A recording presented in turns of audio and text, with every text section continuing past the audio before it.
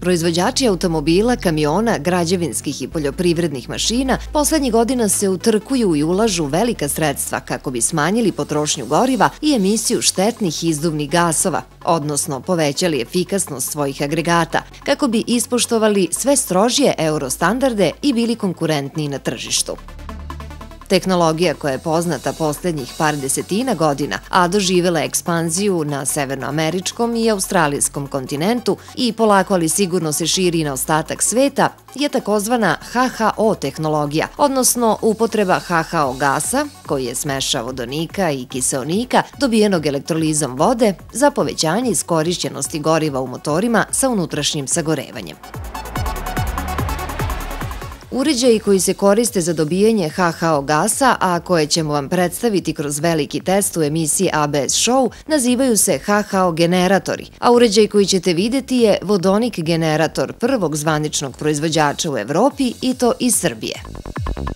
Ono što izdvaja ovog proizvođača od raznoraznih američkih, australijskih ili kineskih je mala uložena energija koja se koristi sa alternatora vozila da bi se dobila dovoljna količina HHO gasa koja će uticati na mnogo bolje sagorevanje i time dobiti ušteda goriva od 10 do 30%, kako proizvođač deklariše. Naravno, kroz ovaj test koji ćemo vam prikazati, pokušat ćemo da potvrdimo ili osporimo tvrdnje da se, pored uštede goriva, koja je veoma bitna u vreme kada smo svaki dan svedoci visokih cena, upotrebom ovih generatora drastično smanjuje emisija štetnih izduvnih gasova, kao i da se povećava snaga motora. Kako bi to sve ispitali, upotrebili smo vozilo novije generacije Mazdu 5 2009. godište sa benzinskim agregatom od 1,8 litara i 16 ventila, koji koristi bezolovni Euro Premium. Ovo vozilo je prešlo 19.000 km i motor je u odličnom stanju. Prvo merenje koje smo radili pre ugradnje vodonik generatora je merenje snage i obrtnog momenta na ovom vozilu, a koje ćemo uporediti sa rezultatima merenja nakon ugradnje generatora i pređenih 3 do 4.000 km. Podaci koje smo dobili na DinoJet mašini su 105 konjskih snaga na točkovima i obrtni moment od 160 Nm.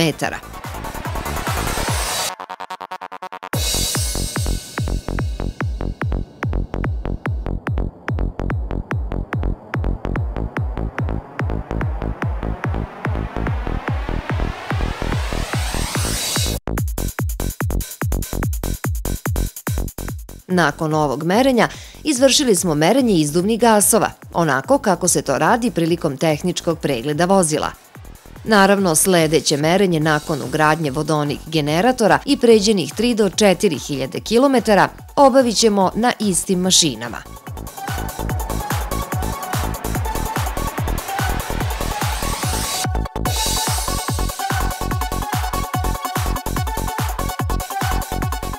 Nakon ovih testova napunili smo rezervoar i uputili se ka jednom od mnogobrojnih ovlašćenih servisa u Srbiji kako bi se još jednom uverili u realnu potrošnju ovog automobila i kako bismo propratili ugradnju vodonik generatora. Dok smo se vozili ka servisu, vlasnik vozila nam je pokazao tabelu svojih točenja goriva i pređene kilometraže od kada je kupio vozilo.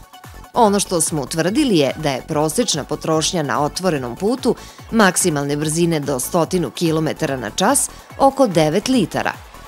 Ta potrošnja se povećava u uslovima gradske vožnje na 12 litara, a gradska vožnja sa upaljenim klima uređajem na čak do 14 litara na 100 km.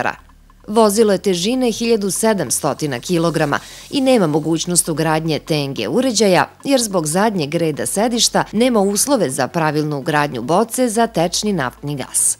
Jedina opcija u ovom trenutku je ugradnja vodonik generatora kako bi vlasnik intenzivnije koristio svoje vozilo u svrhu onoga za što je i namenjeno.